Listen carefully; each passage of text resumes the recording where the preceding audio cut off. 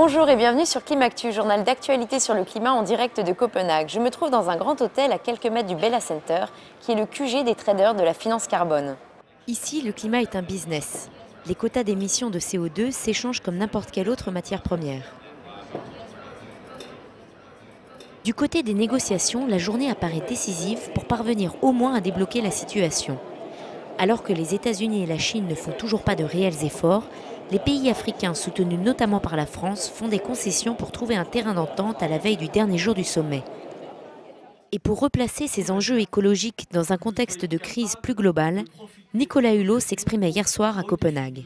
Au-delà de la crise écologique, nous sommes dans un carrefour de crises et le petit dénominateur commun à l'ensemble de ces crises qui se combinent et qui interagissent les unes avec les autres, c'est que je pense que nous sommes d'abord dans une crise de la démesure. Ce n'est pas une critique dogmatique ou idéologique, c'est simplement une vision de bon sens, c'est que chacun sait qu'une croissance infinie dans un monde fini, ça n'a pas d'issue.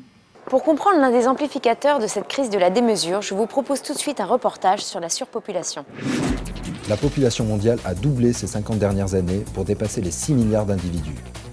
Elle devrait passer à 9 milliards d'ici 2050. Outre un manque d'espace évident, nous avons besoin de plus en plus de ressources pour vivre. Or, aujourd'hui, la répartition reste très inégale. En effet, 20% des hommes consomment 80% des ressources de la planète. L'enjeu est donc double, réduire la surconsommation des pays riches d'une part et limiter la croissance démographique d'autre part.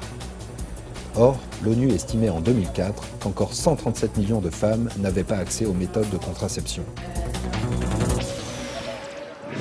Au Népal, Subarna Kapali travaille sur l'accès aux énergies renouvelables pour tous. Il développe des technologies énergétiques appropriées aux conditions locales pour améliorer le quotidien des populations rurales. Vu que le Népal est un pays montagneux, un de nos problèmes et challenges est l'accès à l'énergie courante dans les zones rurales.